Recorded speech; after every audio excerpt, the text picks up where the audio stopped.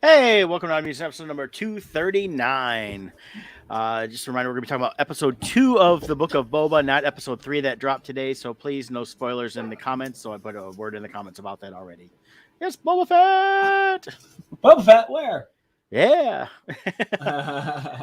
So it should be good. We got a lot of cool stuff. Let's knock out some ad reads here and take care of a few things. I'll start us off with Loringer Family Chiropractic Center, PC, located in Belleville, Michigan, and Dexter, Michigan. They take great pride in providing the finest chiropractic care to each and every patient, offering on-site digital x-rays, massage therapy, orthotics by foot levelers, young living essential oils, aromatherapy, full line of vitamins, all in a family-oriented environment. Give them a call, 734-697-4244. Visit them online at LoringerFamilyChiropractic.com. We have a link at oddmusings.com under our sponsors page. And of course, I've been a patient there for many years. In fact, got checked out yesterday by Dr. Anna, and she was questioning about the hardware on my legs. She'd forgot I had a actual, besides the hip bolt and the knee bolt, I've got a bar that connects the two between them. So I have a lot of hardware in that right leg there. But you can go to at Lord Your Family Chiro on Facebook, check them out.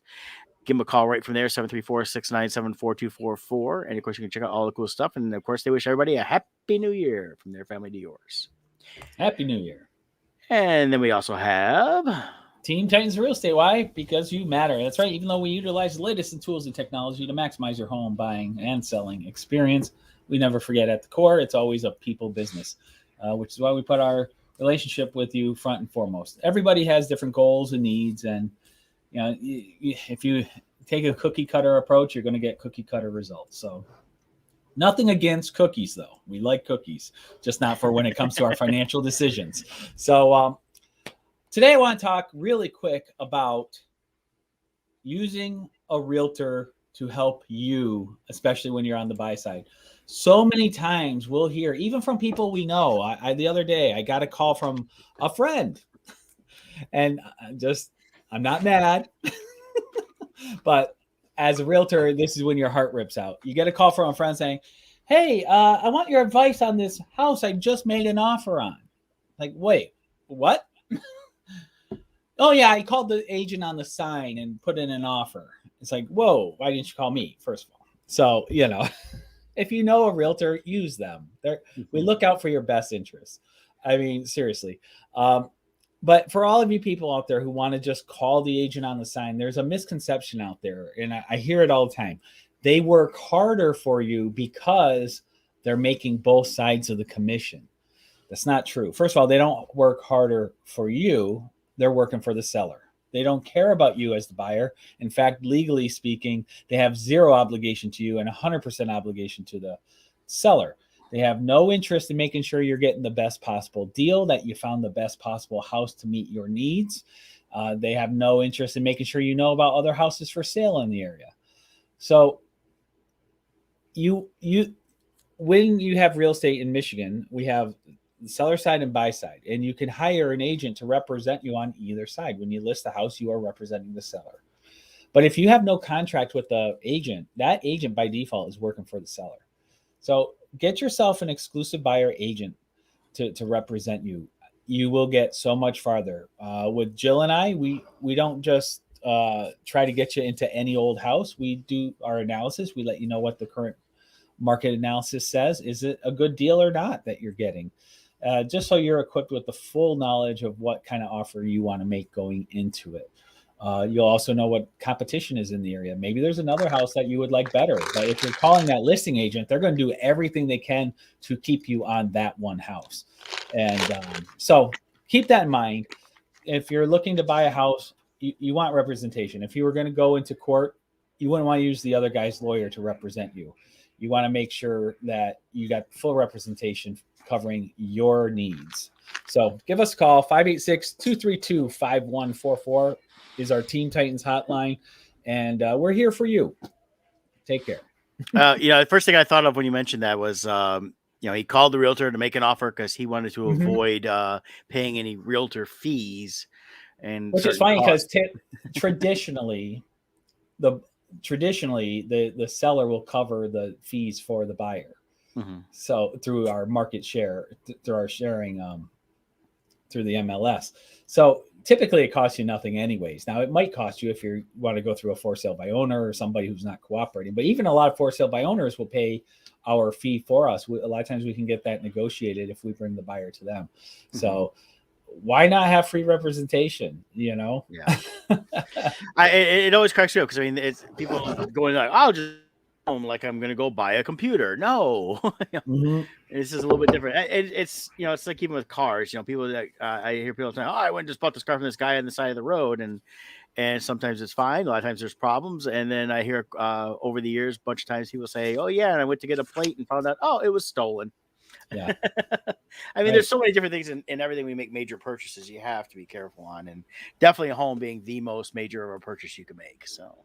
Yeah. So, and just to top it off, and if you do go behind your friend who is a realtor's back to make an offer with another one, don't call them to ask their opinion on whether you did a good offer. If you wanted their opinion, you should have used them as an agent to begin with. Yeah. This is how we make our living. Everything. Anything I've ever sold, I've heard that from cell phones to computers or anything over the years. They go, "Did I get a good deal?" You didn't deal with me, so I can't say you did or not. Right. Exactly. I know Scott does the same thing I do. We try to take care of the people we deal with. So yeah, you become my priority. I try to make everything as though it was my own purchase. I put you first and foremost and give you the best possible information on that house that you're going to be buying. Yeah. But the other thing that Scott and I do, along with our buddy Kevin, is we have Bardstone Publishing.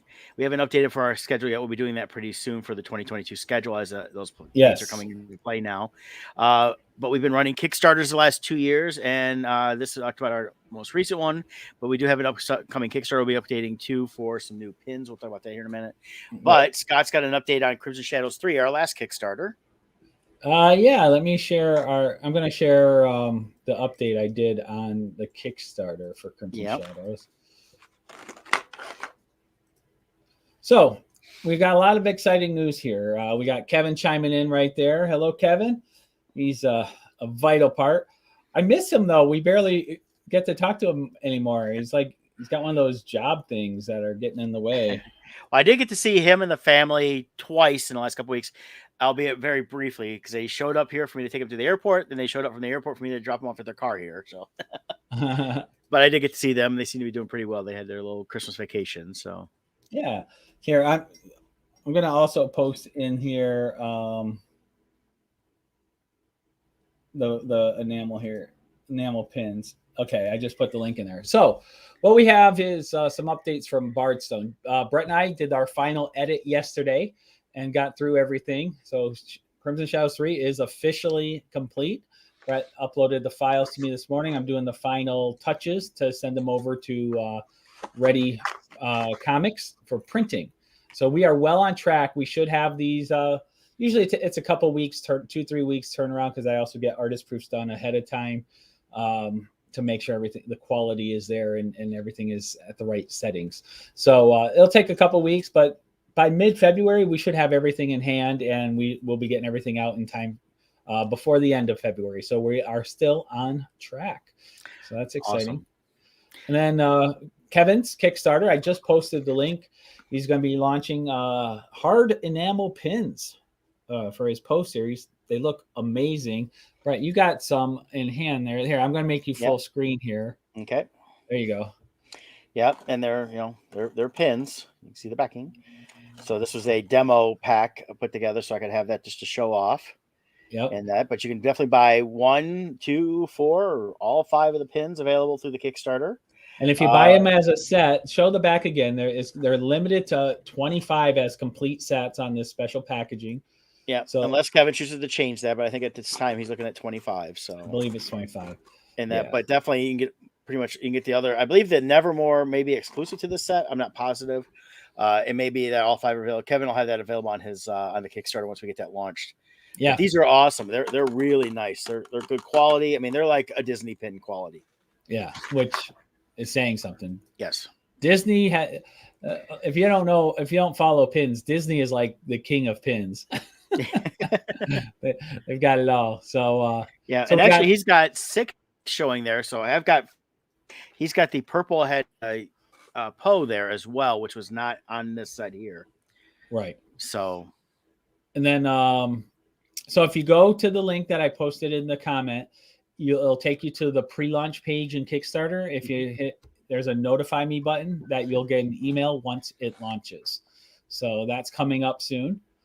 Then we got right around the corner. I've been working on the novelization of Mary Shelley's Frankenstein, or the Modern Prometheus, as the original title was. But what people may not know is we are using the original novels of these characters as our origin stories. We're not changing them at all, but we are enhancing them. So through the prologue and epilogue of this book, our version of Dracula will be the narrator to kind of explain the linking points between the original novel and Crimson Shadows. So it's a neat way of kind of, really what we want to do is steer people towards those original works, because we think we know these characters, but we really don't. So much is formed by pop culture. And when you, like, I was shocked reading this book in full, how little actually matched what I knew from pop culture. So, yeah, the original Universal movies took the basic premise, but it basically created almost its own story in a lot of ways. mm-hmm. And then there was the one in the 90s. I believe Kenneth Branagh directed it, and Robert Duvall. And that was Mary Shelley's Frankenstein movie, was more along the lines of trying to follow the original book. Yeah. But I don't think there's actually been a fully true representation of the book to movie. Yeah. So this book will have more than 30 illustrations inside of it. It's going to be black and white as a novel. And then a couple full page illustrations as well. And then at the back of the book, we may add a art gallery where different artists can contribute their takes on it. So we got that going on, which is exciting. And then I've got the Crimson Shadows trade #1, which will combine issues 1 through 3 of Crimson Shadows. And then we also have Poe Macabre trade as well. Yep. So the Crimson Shadows will have 8 pages of bonus story. Here's some of the layouts here. So it'll have a minimum of 98 pages, but I'm going to have bonus content on top of that. Mm-hmm. And then the Poe one, we got issues 1 through 3 of Poe. And then he also has bonus story content as well. Yeah. So we've got a lot of really cool stuff, really deep in the pipeline right now. That's all going to be ready to launch really soon. So, excellent. Yeah. Stuff. Yep. When we start up with shows next month, Kevin and I will be doing a couple of conventions throughout Indiana, beginning of February and the beginning of March. And then we've got Great Lakes Comic Expo at the end of February in Macomb County, Michigan. And then the first major show will be Indiana Comic-Con for Kevin and I in April. And then just waiting on word for Motor City. We haven't seen anything yet on the Motor City Comic-Con for this year yet. We know the dates, but we haven't seen any confirmations yet. Correct. So we'll let y'all know once we get some more confirmations. So all that fun stuff on there. So I was, let's see if I can find this. I watched this documentary on Netflix, and it was about a guy that worked for the David Letterman Late Show. Oh. And one of the skits they used to do is they'd find albums, and Dave would be like his album of the week. Well, he comes to find out there's this whole thing out there I'd never heard of until I saw this documentary on industrial theater. Have you ever heard of industrial theater? No. Okay, what it was, and he was finding albums, and this was back from the 50s, 60s, 70s, even 80s, of these songs that were used in these industrial theater shows. So you get a company like Pepsi, and they'd have like a big sales meeting. Well, they would pay people to create an actual live theater that they would show to their people. And it was geared around like a motivational thing, you know, introducing something if it was a car company, like a new car or new product, things like that. But it'd be like a whole bunch of songs and stuff like that. And it was, oh God, what was it called? It was I'll find it here, but I got to recommend this documentary because it was just interesting. If you like theater, it definitely is an interesting, thing to see because I didn't know any of this ever existed, and I actually talk about it throughout the whole thing. In fact, I interviewed Florence. Bathtubs over Broadway, that's what it was, a documentary about industrial theater, and it's on Netflix. Yeah, like I just did a quick search. Like here's a company that does that specializes in industrial theater, and it this is a perfect visual medium to teach staff anything from company policies and practices to help them understand new directives and training for skill-based programs. So they somehow incorporate the training that you want to give your employees into a play, some kind of an act, and that way your employees are more likely to remember it. Yeah. And some of the things they showed on this was that these are like some of the, especially the older ones back, when, as they like call it, the golden age of industrial theater, 50s, 60s, 70s, especially, these companies had money to spend. So they were literally putting on lavish Broadway productions. It wasn't here's just some skits and stuff like that. And there's still some that go on. He mentioned at the end about Walmart still has one, the birth of Walmart. And they do. And again, it's they put it up on a stage for whoever people they're bringing in, their salespeople or managers or whatever. And they watch this production, and it's just a big deal and all that stuff. But they actually made albums. The guy started collecting these albums, and now he wrote a book also about industrial theater. I'm actually tempted to get. I was like, just like a really cool read on history of something nobody really knew was going on. So, but I definitely recommend that Bathtubs over Broadway. So the music Dave Letterman would feature was from these plays. Well, it wasn't supposed to be music. He'd have an actual album. The guy started finding these weird albums. They were looking for weird albums they could kind of joke on and riff on a little bit, and they'd put them out there. And then he started realizing there's a lot of these out there. Of course, they're in New York, so they're finding all these old record stores and everything else, and these just pop all over the place. And he hit like record shows and find them, some cheap, some. And there's actually people that had been collecting them too. He's learned and met, and then he started looking at the names on some of these things for these corporations. Like, oh, well, these two guys did Fiddler on the Roof. They weren't like just background guys. They were the main guys that did Fiddler on the Roof. Oh wow! And there was people that actually made a full career and living off of just being a part of writing songs, creating stuff, or acting in a lot of these industrial theaters. Florence Henderson had done it before she made it big on Brady Bunch, and he interviewed her before she passed away. What was the name of that book? It's Bullets. Bathrooms Over Broadway was the name of the documentary, and then I'll pull that up. And I believe it was Steve Young. So,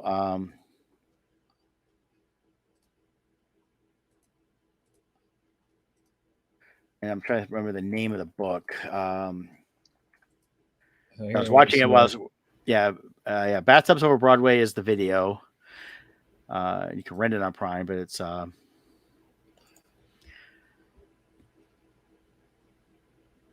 that's interesting. Yeah, they're showing some of the albums. The bathrooms are coming. Yeah. Oh, yeah. And they sang that one at the end of it. Something about the bathrooms coming. It was hilarious. And they're meant to be tongue-in-cheek, funny, and things like that. So it's the bathrooms are coming was one of them, and then that's fascinating. I never even heard of this stuff. Yeah, so and this is stuff that has always fascinated me when you find some weird things like this, just to learn about. And yeah, that's very interesting. So, as a documentary, was it enjoyable to watch? Yes. I really enjoyed the whole thing, because I mean, you're learning this and going, wow, I didn't really. Yeah, Everything's Coming Up Profits is the name of the book, and it was released a couple years ago. Wow, it must be out of print. Is it? Yeah. Oh, it came out in October 15th, 2013. Okay, I didn't realize that. Yeah, Steve Young was the author, along with Sport Murphy. Both of them worked on it. Right now, the book sells for $446. Wow. I'm not going to be buying that, but if it gets re-released and with that coming out as a Netflix thing, I could see them re-releasing it as a second print. Yep. So I threw that in my little Amazon thing here, but yeah, it's interesting. I would definitely like to read this, because it looks really good. He probably did just like a short run and all that stuff. But yeah, if it takes off on Netflix, something like that, hopefully it'll get re-released and all that. So interesting.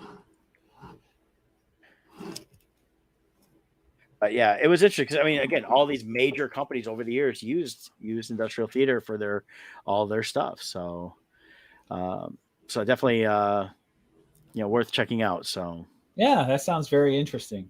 Yep. So on, let's see, this week on Netflix, I'm trying to think. We're starting to rewatch Ozark. Oh yeah, the new season, last season's coming out for part It one com- of the last season, I should say. Yeah, so the 21st. So we are starting over on Ozark to refresh ourselves because we've been away from that world for a little while. Yeah, it's been a couple So years. yeah, so we're starting to binge that now to get caught up on that. Did you see Mhm. Spider-Man surpass Titanic in earnings? Yes, yes. It's we finally have a movie people are willing to go to the theater to see. It's been good. People have seen it multiple times. I've only seen it the once. Just haven't had a chance to go back to the theater. I haven't been to the movie since then. I've been wanting to go, but I had too much other stuff going on with trying to get done. Between working on pages, work, and everything else. So, but yeah, it's gonna be huge. I think it's gonna be one of the top movies of all time. Yeah, and that's going to tie in nicely to Doctor Strange. The rumor mill is saying we're going to see Tom Cruise as a variant of Tony Stark. Oh, and those same rumor mills were saying Andrew Garfield was back, and it turned out to be true. So a lot of people had said, when you look at the list of if the Avengers were like done like 10 years earlier or 20 years earlier, everyone always lists Tom Cruise as Tony Stark. So it would be a good fit, I think, for that role for him. Yeah, and it'd be fun to see that. I do know that we've got Doctor Strange got pushed back a little bit. But they also pushed back Morbius, and I think it's more of just they were worried about theaters. People stopped going to the theater. Well, what I'm reading is because of how well it was received, they pushed back Morbius so they could film some scenes with Andrew Garfield and put him into it. Okay. So I don't know if that's true or not, but that's what I'm reading. That would be cool. That would be cool. And with the reception that they had, it's like, oh, wait a minute. We can spark this to life again. So yeah, definitely. So,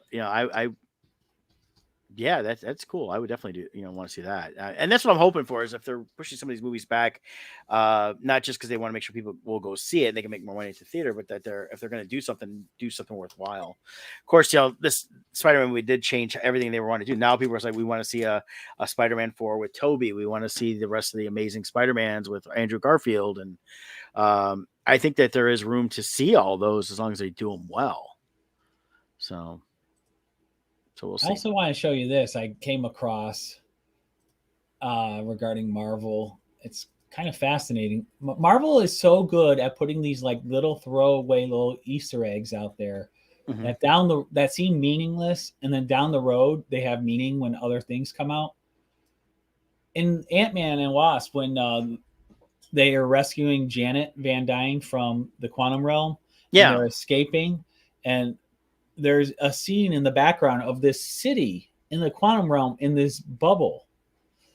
And people are saying it matches the design of the TVA. So as they're escaping, you actually see the TVA, which we learn about in the Loki series. Right. So the TVA is hidden in the quantum realm, because the quantum realm is outside of time and space. So, I mean, this little tiny insignificant detail was put in this movie years ago, and now we learn about the TVA in Loki, and I'm sure it's going to come out more in Doctor. Well, the thing is, so many people think that these movies are just like, okay, we'll just they plan a couple little things. They really drop stuff in and say, okay, we have all this stuff so we can revisit it later. Yeah, but it's already there. It ties in because I mean, when I went back and watched before Endgame, all of the Marvel movies in order. I did them in chronological order for not when they were released, but in the time they were set. Yeah, I was picking up some things. Oh yeah, and I was picking up so many things. I was like, oh, I forgot about that. I forgot. Oh my gosh, this movie came out, 5 years after the one I just, I'll see later, and they reference stuff that was there. It's like, oh, this, so they do a great job with that. And it's one of the things I've enjoyed about almost all of the Marvel movies, except for the Eternals, which I'm waiting to see if something does tie back into that. But it just dropped on Disney Plus for everybody to check out. So, or not check out, Yeah. That was the only I didn't hate it. I shouldn't. I want to make it sound like I hated it, but it was definitely my least favorite Marvel movie. Yes, and it was one of those ones I'm watching this whole thing going, okay. Yeah, I just felt it was subpar, and it didn't feel like it fit in the Marvel universe well. No, it felt really shoehorned in. Yes. But I'm still wondering what will be tied in. Now, of course, we see a couple of the ones at the end of spoilers for I haven't watched it. The Eternals, they take off into space, and I'm kind of like, okay, so they're going to try to tie it into all Guardians or something like that down the road. So, uh, so we'll see that. So, Yeah, but so I'm excited for what's coming up though with Marvel. Otherwise, the Doctor Strange is looking great. I'm excited for Morbius already, but now if they're gonna merge Andrew Garfield into it, that'll be good. And then maybe we'll get Venom and Andrew Garfield together. Yeah, maybe, who knows? Yeah, that would be cool. Yeah, so excellent stuff. I'll give a review of this real quick. It's spoiler free. I finished Dexter New Blood on Showtime. It was really, really good. I don't want to give away too much, so I'm not going to really comment on the ending even in a vague way, because I don't want even my vague stuff to give away. I want you guys to enjoy it however you enjoy it.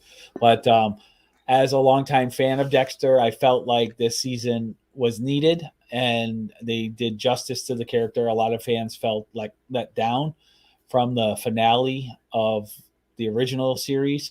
So I feel if you're a Dexter fan, give this one a watch.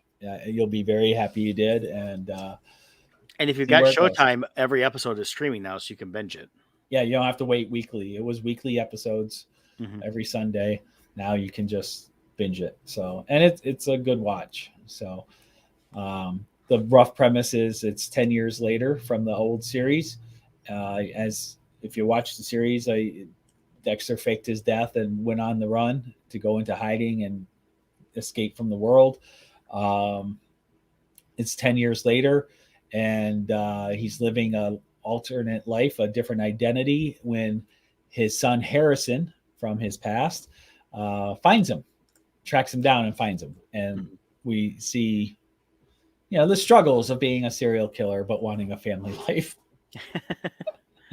So that's all I'll say, but I was very happy to watch it. It was very good. Yeah, I've watched the first few episodes. Not sure if I'll finish it off just right now, but I'd also stopped watching Dexter halfway through the initial run. But I've enjoyed what I saw so far. I thought it was really good. I thought it was better than what I was seeing when I stopped watching it, because they kind of lost me after a couple of things. I just felt they were being a little redundant. But that was just when the season I stopped watching. I think it was season 4 or 5. That's what people kept telling me. Yeah, that's one I didn't like, and if you ain't got time to watch stuff, it's like, something's got to go. Got other stuff to watch. Yeah. So, indeed. Yeah. So we had Book of Boba Fett this morning. We're not going to discuss that. I'll just say I enjoyed it. Another great episode. They're really, building up everything within this. I'm really seeing this as an ongoing series and not just a one limited series done. But I'm liking there's still a lot of stuff we saw in the trailer yet, so that should be upcoming in the next couple episodes here for sure, as we're starting to wind down the season already, because it's only 7 episodes, I think is what it is. So very limited for the amount of episodes, but Rob Rodriguez is doing a great job as executive producer, along with Favreau, who's been writing all the episodes again. So it's actually getting me more and more excited for when the Mandalorian comes back and see how all that fits around everything. And then we're seeing a lot of rumors online between different characters that might pop up in Boba Fett and everything else. So they're really building this Mandoverse really well. And I'm excited about what they're doing there. So, yeah, I agree. They're doing a good job. Yeah. So we're not going to comment any more on episode 3, but we are going in depth on episode 2. Yep. So last week's. So my geek out moment was when I saw Fixer and Cammy in Tashi Station. I was like, oh my God, that's Cammy. And then I saw Fixer walk in, and I'm like, and if you don't know who they are, the original Star Wars A New Hope, the opening scene, Luke was with his friends, and these were some of his friends. So when you hear Luke say, but I was going to go to Tashi Station, this is the place that he was going to go to. So and he's going to Tashi Station for what? Power converters. Power converters. So there they are sitting there. They did a good job of casting people to play these roles. They really got the look right, especially for people who are just deleted scenes people. So I was very happy with it. Well, this article also points out, if you read the novelization of Last Jedi, Luke is like reminiscing back on his Tatooine days and what life would have been like for him had he never gone into the rebellion and became a Jedi. And in his head, it was he always wanted to be with Cammy. But she was with Fixer, so he was never able to be with her. So, but that's who he wanted to be with. Yeah, he had a major crush on her. And you can kind of see that the way, and the deleted scenes, go find those online. YouTube's got them, and you can see a couple little hints of things that could have been there. So, yeah, but yeah, I thought it's a great nod that they keep bringing into these is reaching back and pulling things forward and making it canon that may not have actually appeared, or even stuff in the Legends now, which is the expanded series. But then they also got new stuff from the current stuff here, and there is the character that I was really excited about that I only seen a couple times for images on comics, but I never read into was Black Chrysanthemum, a Wookiee bounty hunter. Yeah, that was really cool. He's what a lot of people don't realize is Chewbacca is actually small for a Wookiee. A lot of Wookiees are far bigger. So you definitely got the feel with this Wookiee. He's not to be messed with. Yeah. So he's a Wookiee bounty hunter, which you don't usually get. No. So this is kind of an interesting thing on that. But of course, we saw, when you go back and watch the prequels, and we see Yoda on, Kashyyyk, and the way the Wookiees were and stuff like that, you could see where if a Wookiee had been captured somewhere, ended up as a gladiator, which is what the character had. I'm reading the bio of him. He could go on to, end up becoming a bounty hunter, and it's all more of a survival technique. So, and depending on where they come to, because we saw with Solo how Chewbacca and Han Solo became life mates basically at that point, but they rescued a bunch of other Wookiees that were slaves. So depending on which direction they were thrown into when they were taken off world, which is what the Empire did, they could have ended up in all kinds of different ways. So a bounty hunter Wookiee is not unlikely, just not going to be very many of them.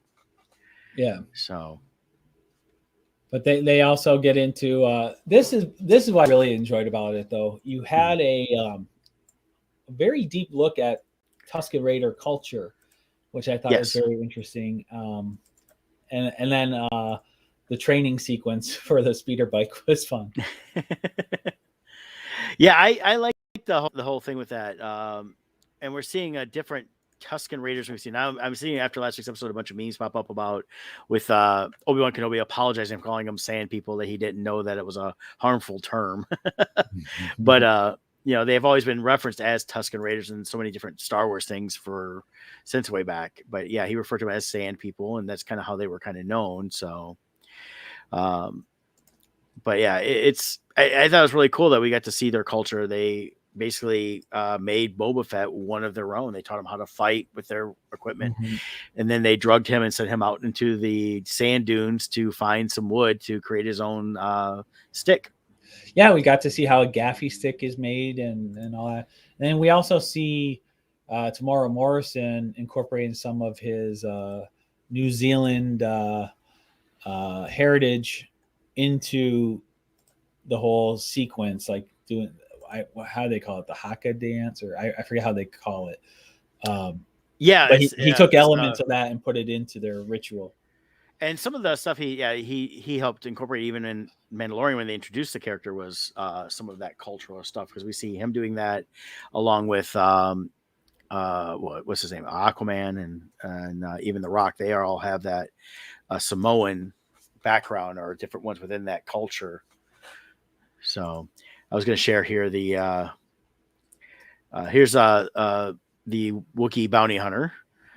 He just looks bad. He's just awesome in that. So I'm hoping we get to see more of him ongoing, because he just looks like a character. But he's tied into the Dr. Alpha or Afra comic series, and there's talks of bringing that into some of these live action series and things like that. So I think that might be the stepping stone we would see on that. So That should be pretty cool. But yeah, I really liked last week's episode. It was mostly of a flashback, very little of the current time moving it forward. They're still setting some of that up.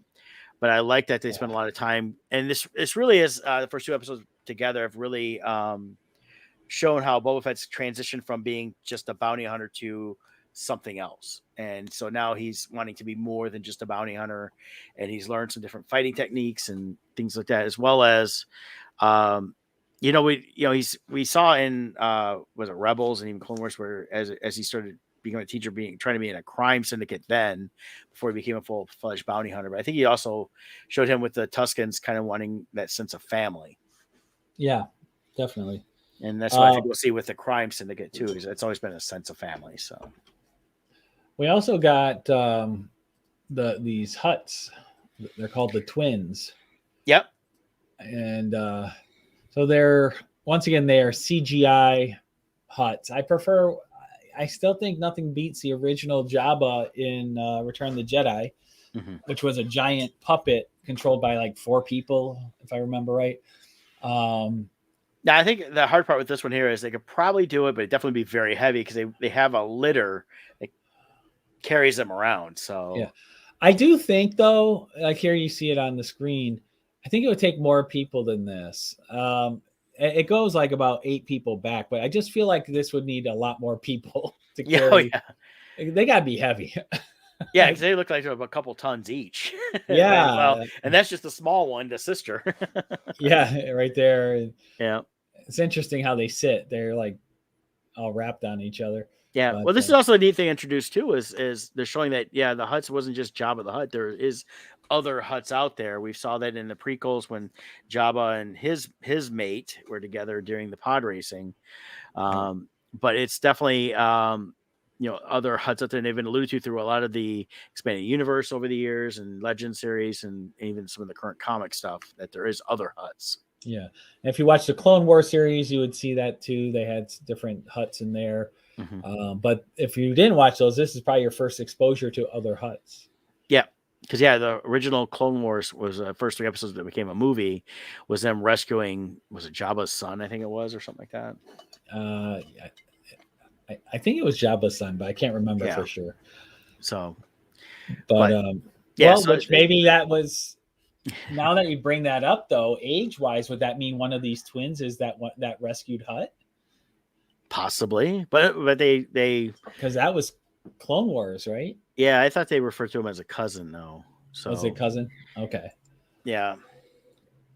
The mayor, Mokshaz, is voiced by Robert Rodriguez. Yeah, we saw him just sitting there just for a little bit. So I do have a theory on this guy. Now, this is pure speculation. I'm not revealing anything, but I have a feeling this guy is not really the mayor or something. I get the vibe like he's a figurehead, but there's really somebody else. Like he's like kind of like the Wizard of Oz, where the real man is behind the curtain. Well, he's got his attendant that's always trying to delay Boba, and that showed up in the first episode, and it's like, hey, we're here to collect our tribute, for the mayor. I think the mayor is just the figurehead. He's not any of the power. I think his attendant that seems to be handling everything is kind of more in charge of him and what's going on there, but they still answer to a higher power. So yeah, that's what I think. Yeah. So we'll see. But overall good. It was fun seeing the train heist sequence also that occurred last week. There's this train carrying spice, which the Pike Syndicate. If you watch the original Solo movie, there we were introduced to the Pikes, who the spice is mined on the mines of Kessel, where all the slaves go. They are shipping spice on Tatooine through this hover train, and the Tusken Raiders are trying to put a stop to them because they've been slaughtering their people as they go through as they're going through. They decided to open up and they go for target practice, for no apparent reason other than they like to just shoot people. Well, and to be fair, the Tuskens do have a history on Tatooine as being very aggressive, so a lot of people view them and I think what they're trying to do in this series and in the Mandalorian series is show there's a different side to the Tusken Raiders and how maybe it's just miscommunication between them and the locals as to what their intents are. And so they definitely made it clear you can see why locals would not like them and be on the offensive with them, but you can also see why Tuscans have a beef with the locals. Yeah, So, and it's been referenced a couple times now through these episodes. The Tuscans have been there since the Tatooine had oceans yeah. before it became a desert planet. Uh, so they definitely are the Aboriginal people of Right. the land there. So Yeah. So, but that was fun, and it was comedic watching them train how to jump from one speeder to the other and all that. So, it yeah, showed Boba Fett bonding with them. So, I really enjoyed it. yeah, and that's where after they save they do the train job basically as they invite him in. He ends up that's where he gets his robes. We see him how he got the black part of the robes that we saw within the Mandalorian series that he now carries in the current one. So like I said, we mentioned the gaffy stick, all that stuff. So this is how he becomes more of the Boba Fett we know now versus what came out of the Sarlacc pit. Yes. So very cool, and definitely as episode 3, fantastic. Can't we talk about that next week? How many episodes is this? I think it's 7. 7. Yeah. Episodes. That's what it says. Yep. 7. Yep. So today will be almost halfway. Mm-hmm. So yeah, so it's getting pretty good, and like I said, I have a feeling it's going to hopefully go to another season and be ongoing, like the Mandalorian is. I know Obi-Wan. I keep referencing like it's in series. Have you seen the rumors of the Obi-Wan series? Seen a few different things pop up. There's so much that seems to be popping up over time that it's hard to know what's true rumors versus just fan speculation claiming rumor. It sounds like we're gonna have Obi-Wan and Vader fight again. Been seeing that a lot because they keep Yeah. talking about Hayden Christensen's filmed some stuff for it, and he's gonna be in it. And he's coming back for Ahsoka too, Hayden Christensen. Yes, So- and that I believe would be more of a flashback. But I'm wondering if they're going to actually try to recreate the Mirrorverse stuff that we saw where Vader and Ahsoka fought during the animated Rebels and that. And that would be tying into the other rumor of Ahsoka's gonna retcon the entire movies 7, 8, 9. That they'll never have happened. That's what I think is it all fits with the continuity. Filoni was the one that created that in the old Clone Wars series. It's the Veil of the Force. That's what it was called, where Ahsoka was able to actually change history in that show too. When with Ezra and all them.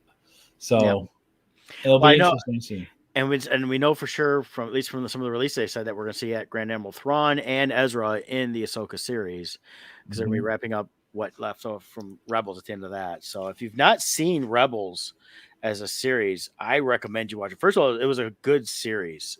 4 seasons. They did it very well. We see Ezra progress through a few years as he learns a little bit more about his powers. We learn a little bit more about the fall of the Jedi as well as everything else. Scott's starting to fall asleep. I know. I've not been sleeping well this week. Yeah, I understand that. Been there. So, but so I mean, there's some things like that. So definitely check out Rebels if you get a chance before the Ahsoka series comes out, which is supposed to be sometime later this year. We haven't got confirmed dates yet for Obi-Wan or Ahsoka yet. And then I believe Book of Mandalorian is supposed to come out, I think, in April. So those are some, definitely they're going to have hopefully a lot more Star Wars going on here soon. Good Star Wars, because I'm still ignoring that High Republic stuff. There is nobody who cares about it. And the one Disney series that ties into the High Republic is the Acolyte, I believe. And that's the one that they keep having production issues. Yeah. So I don't know what's going on there. But, we talk about here we have,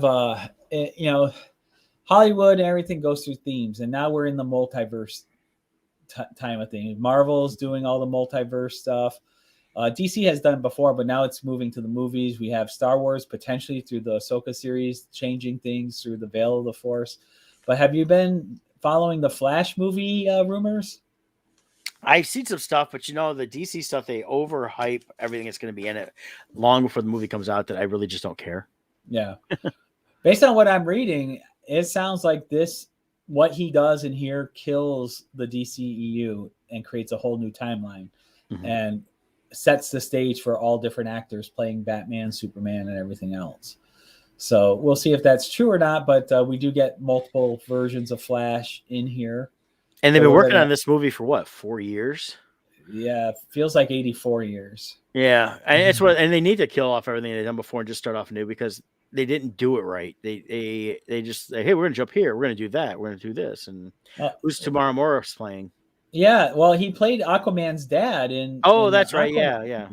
So, according to this, Ben Affleck will be here as Batman. Michael Keaton as Batman. Michael Shannon, he was Zod. Yeah. The Fiora from the first one. So they were killed. So in the Man of Steel. So this will somehow get changed. Let's see who else. We got Supergirl being in here, which they're not using the CW Supergirl. Oh, that's another thing. Did you hear the CW's for sale? Oh, is it? Yeah. So it sounds like I think they're killing off all those shows now. So I think they've run it into the ground. Didn't they just start a new one called Naomi? Yeah. And it's by the people who did Stargirl, which was decent. I like the first season. I haven't watched the second season. I forgot all about it because they barely advertised it. So here's the Naomi series that just started, I think, the other day. Yeah. So I don't know anything about this character, so I didn't watch this, so I don't know. But sounds like it's going to be. If you like Stargirl, it sounds like you'll like this one as well. Okay. So there you have it. Yeah. Any exciting movies coming out soon? It's felt like everything got pushed back. They did announce the new Pixar movie where the girl turns into like a giant red panda is now going to be launched on Disney Plus and not go to the theaters, which I was a little disappointed in. Well, and when it's been a while since they've actually released a Pixar movie in theaters. Right. That's all streaming, and so it has been a few years. Well, actually, I mean, I think the last one that was released was Onward Pixar, or was that just Disney? I don't know. Because Onward was in the theaters, and I thought that was a Pixar. Yeah, Onward was Pixar, and that would have been the last one in the theaters because it was released in the theaters. COVID hit, everything shut down, and immediately Disney threw it up on Disney Plus, knowing that it was not going back into the theaters for quite a while. And it got out there. Like, I saw it in the theater and really enjoyed it a lot. And I've watched it a few times since, and I ended up buying it just to make sure I owned it in case it disappears off Disney Plus. But yeah, since then Soul came out and it went right to Disney Plus, Encanto, Disney Plus, and then now this next one here is going to Disney Plus too. I think though, when they get to Lightyear, which is the Buzz Lightyear story, Turning Red, that's the name of the one going to Disney. I think the Buzz Lightyear one will get released in the theaters. It better. That's the one that one looks like it needs to be. Number two is I think that they know it's gonna. I have a feeling a lot of this is they realize that okay, we got this movie, we want to get it out. It probably won't do enough money to make it worthwhile creating everything around a theatrical release. So they just throw it up on Disney Plus, and they make all their money off their subscriptions on that way, anyways. And as they keep talking about, I think you and I talked about it last year, as Disney Plus is just raking in the money. And I have enough people that post like, "Oh, I'm done with Disney Plus. I'm going to cancel since my series is over. Oh, this new series looks good. I guess I'll keep it." And $13.99 a month for some of these deals, they're raking it in. Right. So let's see here. I'm trying to find a way of. I hate how they mix everything in together. I'm trying to find a way of pulling up just the movies that are coming out in theaters. Right. I just want theater movies. That's all. When does Fantastic Beasts come out? April. April. Okay. Because I'm looking forward to that one. Here, share screen. Oops. Sure. trying to share my screen here so you can see it. So here's some movies coming out in February. You got Moonfall. Okay. That one looks interesting, but I don't know. I think it's gonna flop. Well, this week though, we've got the new Scream movies coming out. Oh, is that so? This is that's the January 14th. Here, let me go to January. There we go. I think it's about the only thing I can see coming out. Okay, so that's it for this month. Yeah. Okay, let me put in February again.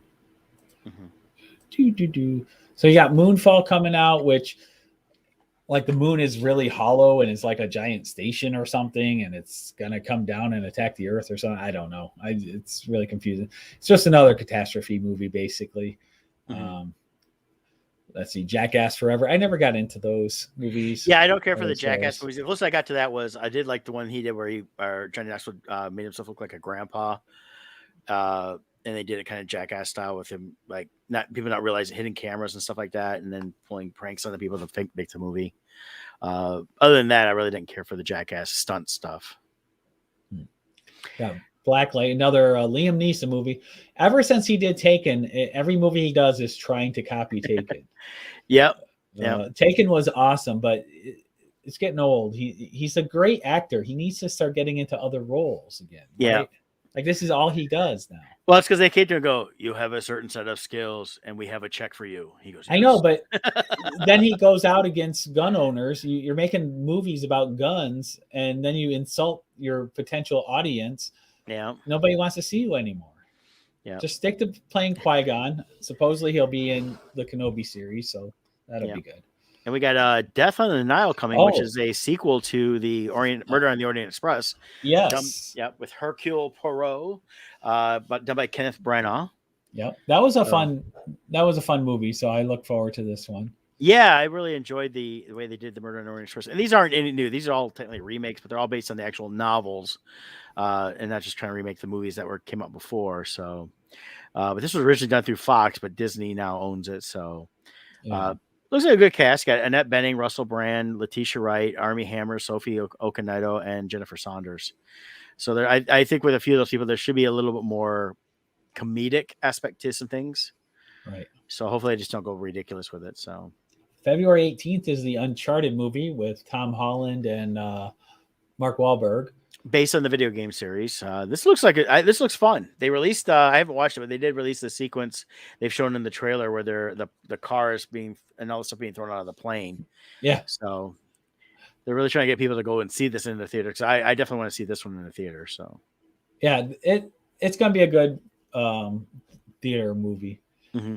Let's see here. Nothing else is really popping out. So that's the next couple months. Yeah, let's see here. We got Uncharted. There's a new Texas Chainsaw Massacre. Oh, that's on Netflix. The Devil's Lights is going to be in theater. It's supposedly a found footage horror movie. The Batman comes out March 3rd. That hasn't been pushed back at this time. They've been, Colin Farrell's playing the Penguin. You got Zoe Kravitz as Catwoman. Paul Dano as Riddler. Still not super excited. I might go see that just to give it a shot. I'll give it a shot. Like you, I'm not excited for it, but I'll give it a shot and see how they do. I mean, Robert Pattinson is a good actor. He really is. It's easy to pick on him about Twilight, but he has played some great roles. So, and he's a Hufflepuff, so we'll just cut him some slack. Yeah. And of course, April 1st is Morbius, since it got pushed back from February.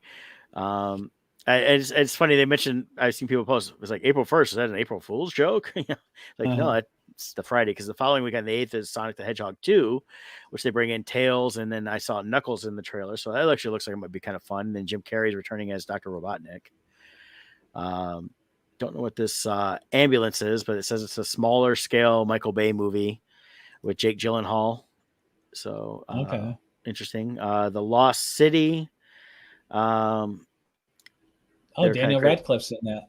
Yeah, that one, I've heard that one. That's supposed to be pretty good, is what I'm hearing. They say it's inspired by Romancing the Stone. Sandra Bullock's in that, and then Channing Tatum. So, and then of course April 15th is when we get Fantastic Beasts: The Secrets of Dumbledore.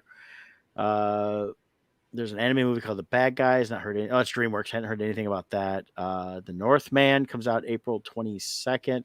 It's a Viking epic. Robert Eggers. The trailer for that looks good. Yeah, Alexander Skarsgård is playing the Hamlet figure, supported by Nicole Kidman and Willem Dafoe, Ethan Hawke, Claire Claysbang. Yeah. So, and Bjork is involved too. So, yeah. So there's definitely a few things coming out. Nicolas Cage has a new movie called The Unbearable Weight of Massive Talent. It was set for release last year and got pushed. He plays, Nick Cage, literally. So he's kind of playing himself. And he's hired by a drug kingpin played by Pedro Pascal to entertain at his birthday party. That actually might be pretty funny. It sounds, and they make it sound like a little being John Malkovich-ish there. Yeah. So that could be kind of interesting on that. And then, of course, May 6th is when we finally get Doctor Strange. Can't wait for that.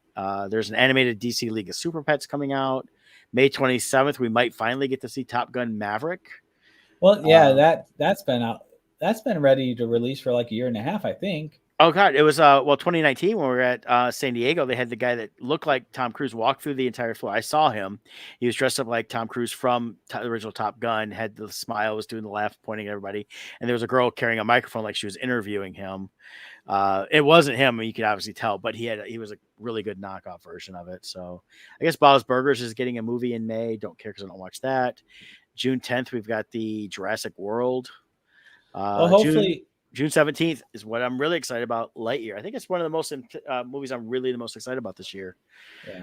So, well, hopefully with the success of Spider-Man, the studios will be less shy about releasing their big movies now. Let's get them out. Mm-hmm. You know, we got to get that backlog out. Let's do it. So and even with everything going on right now with COVID, I did see a doctor post from U of M saying that this should all start waning here shortly, or they're hitting that peak. But at the same time, it's like I'm not seeing anybody stop doing stuff. People are still going to concerts, people are still going to movies, things like that. And movies, everybody's the seats are wide anyways. The rows are wide. No one's talking. You shouldn't be, and everyone's just looking forward. I would think it's one of the safest places to be is a movie theater. Yeah.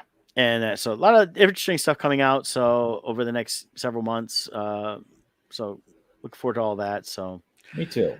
But yeah, we got a couple Marvel movies, and we got Thor in July. Then we got DC as Black Adam coming out. So we'll see what happens there. So, and I like the Shazam movie, a Black Adam movie, and then hopefully they'll do one of them together. So yeah, definitely. Cool. Hey, excited about the new book coming out for you guys to see that we finally got finished. Watch for the new Kickstarter. We'll be talking about that more as the weeks come up. If Kevin happens to be working from home one day and able to pop on with us for a minute, we'll have him pop on and talk a little bit about that. But as always, we'll try to do our evening Kickstarter launches when we get ready to launch that. So watch here for that. And then next week's get back in the Book of Boba a little more. Who knows, whatever fun stuff we'll come across. We got a lot of cool stuff out there. So anything else, Scott? Nope, that's it.